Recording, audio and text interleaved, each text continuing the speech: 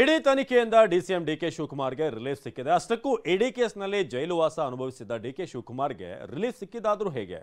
ಒಂದು ರಿಪೋರ್ಟ್ ಇದೆ, ಬನ್ನಿ ನೋಡೋಣ.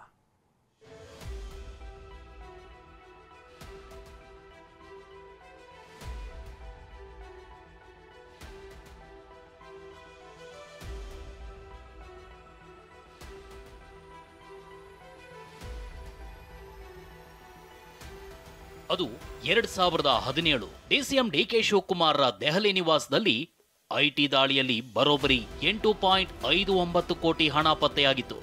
ಡಿಸಿಎಂ ಡಿಕೆ ನಿವಾಸ ಹಾಗೂ ಆಪ್ತರ ನಿವಾಸಗಳ ಮೇಲೆ ಐಟಿ ದಾಳಿಯಲ್ಲಿ ಹಣ ಕಂಡು ಐಟಿ ಅಧಿಕಾರಿಗಳೇ ಶಾಕ್ ಆಗಿದ್ರು. ಇದೇ ಪ್ರಕರಣ ಡಿಸಿಎಂ ಡಿಕೆರನ್ನ ಸಾಲು ಸಾಲು ಸಂಕಷ್ಟಕ್ಕೆ ಸಿಲುಕಿಸಿತು.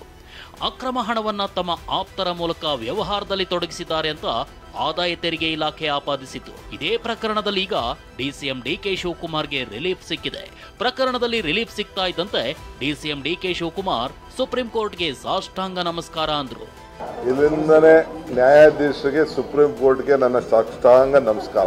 ಇಲ್ಲಿಂದನೂ ಹೇಳ್ತಾ ಇದ್ದೀನಿ, injustice will not be ಫ್ಲೋನ್ from the seat of justice ಅಂತ. ಸೊ ನಾನೇನ್ ತಪ್ಪು ಮಾಡಿಲ್ಲ ಅಂತ ಕೂಡ ಹೇಳ್ತಾ ಇದ್ದೆ. ಬೇಕಾದಷ್ಟು ತೊಂದರೆ ಈಗೂ ಸಿಬಿಐನವ್ರು ಏನೇನು ಮಾಡ್ತಾ ಇದ್ದಾರೆ ಅಂತ ನಾನು ಸದ್ಯದಲ್ಲೇ ಮಾತಾಡ್ತೀನಿ.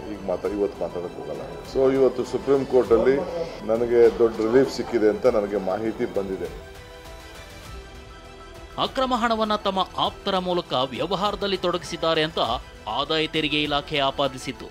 ಐಟಿ ಸೆಕ್ಷನ್ಗಳಲ್ಲದೆ ಐಪಿಸಿಯ ಸೆಕ್ಷನ್ 120B ಅಡಿಯೂ ಕೇಸ್ ದಾಖಲಿಸಿತು. ಐಟಿಯಿಂದ ಸಿಕ್ಕಿದ್ದ ಮಾಹಿತಿಯನ್ನೇ ಆಧರಿಸಿ ಇಡಿ 2019 ಜನವರಿ 17ರಂದು ಡಿಕೆ ಶಿವಕುಮಾರ್ಗೆ ಸಮನ್ಸ್ ಜಾರಿಗೊಳಿಸಿತು. ಇಡಿ ಸಮನ್ಸ್ ಪ್ರಶ್ನಿಸಿ ಡಿಕೆ ಶಿವಕುಮಾರ್ ಸಲ್ಲಿಸಿದ ರಿಟ್ ಅರ್ಜಿಯನ್ನ ಹೈಕೋರ್ಟ್ ವಜಾಗೊಳಿಸಿತು. ಐಪಿಸಿ ಸೆಕ್ಷನ್ 120B ಪ್ರತ್ಯೇಕ ಅಪರಾಧವಲ್ಲವೆಂಬ ಡಿಕೆ ಶಿವಕುಮಾರ್ ಪರ ವಕೀಲರ ವಾದವನ್ನ ಹೈಕೋರ್ಟ್ ತಿರಸ್ಕರಿಸಿತು. ಹೀಗಾಗಿ ವಿಚಾರಣೆಗೆ ಹಾಜರಾದ ಡಿಕೆ ಶಿವಕುಮಾರ್ರನ್ನ ಜಾರಿ ನಿರ್ದೇಶನಾಲಯ ಬಂಧಿಸಿತು. ಇದೀಗ ಸುಪ್ರೀಂ ಕೋರ್ಟ್ ಈ ಇಡಿ ಪ್ರಕರಣವನ್ನೇ ರದ್ದುಪಡಿಸಿದೆ. ಪಿಎಂಎಲ್ಎ ಕಾಯ್ದೆಯಡಿ ಸೂಚಿಸಲಾಗಿರುವ ಪ್ರಕರಣಗಳ ಬಗ್ಗೆ ಮಾತ್ರ ಇಡಿ ತನಿಖೆ ನಡೆಸಬಹುದು. ಆದರೆ ಐಪಿಸಿ ಸೆಕ್ಷನ್ 120B ಅಂದ್ರೆ ಅಪರಾಧಿಕ ಒಳಸಂಚು ಸ್ವತಂತ್ರ ಅಪರಾಧವಲ್ಲ. ಹೀಗಾಗಿ ಪಿಎಂಎಲ್ಎ ಕಾಯ್ದೆಯಡಿ ಅಧಿಸೂಚಿತ ಅಪರಾಧವಿಲ್ಲದೆ ಕೇವಲ ಐಪಿಸಿ ಸೆಕ್ಷನ್ 120B ಆಧರಿಸಿ ತನಿಖೆ ನಡೆಸುವಂತಿಲ್ಲ ಅಂತ ಅಭಿಪ್ರಾಯಪಟ್ಟಿರುವ supreme court DCM DK Shivakumar ವಿರುದ್ಧದ ಇಡಿ ಪ್ರಕರಣವನ್ನ ರದ್ದುಪಡಿಸಿದೆ. ಐಪಿಸಿ ಸೆಕ್ಷನ್ 120B ಸ್ವತಂತ್ರ ಅಪರಾಧ ಅಂದಿದ್ದ ಹೈಕೋರ್ಟ್ ತೀರ್ಪನ್ನು ಸುಪ್ರೀಂ ಕೋರ್ಟ್ ರದ್ದುಪಡಿಸಿದೆ. ಐಪಿಸಿ ಸೆಕ್ಷನ್ 120B ಸ್ವತಂತ್ರ ಅಪರಾಧವಲ್ಲವೆಂದು ಇಡಿ ಕೇಸನ್ನ ಸುಪ್ರೀಂ ಕೋರ್ಟ್ ರದ್ದುಪಡಿಸಿದೆ. ಇಡಿ ಪ್ರಕರಣದಲ್ಲಿ 50 ದಿನಗಳ ಕಾಲ ಜೈಲಿನಲ್ಲಿದ್ದ ಡಿಕೆ ಶಿವಕುಮಾರ್ ಇನ್ನು ದೆಹಲಿಯ ಕೋರ್ಟ್ ವಿಚಾರಣೆಗೆ ಹಾಜರಾಗುವಂತಿಲ್ಲ. ಹೀಗಾಗಿ ಇದೇ ಇಡಿ ಪ್ರಕರಣದಲ್ಲಿ ಮತ್ತೆ ಜೈಲು ಸೇರುವ ಅಪಾಯದಿಂದ ಡಿಕೆ ಶಿವಕುಮಾರ್ ಪಾರಾಗಿದ್ದಾರೆ. ಸಿಬಿಐ ಡಿಕೆ ಶಿವಕುಮಾರ್ ವಿರುದ್ಧ ಆದಾಯ ಮೀರಿ ಆಸ್ತಿ ಗಳಿಕೆ ಪ್ರಕರಣ ದಾಖಲಿಸಿದೆ. ಆದರೆ ಸಿಬಿಐ ತನಿಖೆ ಮೇಲೆ ಸುಪ್ರೀಂ ಕೋರ್ಟ್ ತೀರ್ಪಿನಿಂದ ಹೆಚ್ಚಿನ ಪರಿಣಾಮವಿಲ್ಲ. ಐಟಿ ಇಡಿ ನೀಡಿದ ಮಾಹಿತಿ ಆಧರಿಸಿ ಸಿಬಿಐ ಸ್ವತಂತ್ರವಾಗಿ ತನಿಖೆ ನಡೆಸುತ್ತಿದೆ. ಸಿಬಿಐ ತನಿಖೆಗೆ ಸಮ್ಮತಿ ರದ್ದುಪಡಿಸಿದ ಕ್ರಮವನ್ನ ಸಿಬಿಐ ಹೈಕೋರ್ಟ್ನಲ್ಲಿ ಪ್ರಶ್ನಿಸಿದ್ದು ವಿಚಾರಣೆಯಲ್ಲಿದೆ.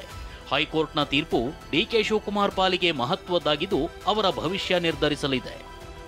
ಇನ್ನು ಸಿಬಿಐ ಅಲ್ಲದೆ ದೆಹಲಿಯ ಡಿಕೆ ಶಿವಕುಮಾರ್ ನಿವಾಸಗಳ ಮೇಲೆ ಐಟಿ ದಾಳಿ ನಡೆಸಿ 8.59 ಕೋಟಿ ಲೆಕ್ಕವಿಲ್ಲದ ಹಣ ಸಂಗ್ರಹಕ್ಕೆ ಸಂಬಂಧಿಸಿದಂತೆಯೂ ಪ್ರಕರಣ ವಿಚಾರಣೆ ಹಂತದಲ್ಲಿದೆ. ಸದ್ಯ ಡಿಕೆ ಶಿವಕುಮಾರ್ ಪಾಲಿಗೆ ಸಿಬಿಐ ದಾಖಲಿಸಿರುವ ಆದಾಯ ಮೀರಿದ ಆಸ್ತಿ ಗಳಿಕೆ ಪ್ರಕರಣವೇ ಮಹತ್ವದ್ದಾಗಿದ್ದು ಬಂಧನ ಸಾಧ್ಯತೆ ಇರುವ ಪ್ರಕರಣವೂ ಇದೇ ಆಗಿದೆ.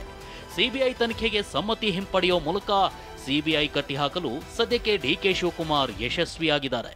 ಆದರೆ ಹೈಕೋರ್ಟ್ ನೀಡಬಹುದಾದ ತೀರ್ಪು ಡಿಕೆ ಶಿವಕುಮಾರ್ ಅವರ ಭವಿಷ್ಯ ನಿರ್ಧರಿಸಲಿದೆ. ರಮೇಶ್, TV9 ಬೆಂಗಳೂರು.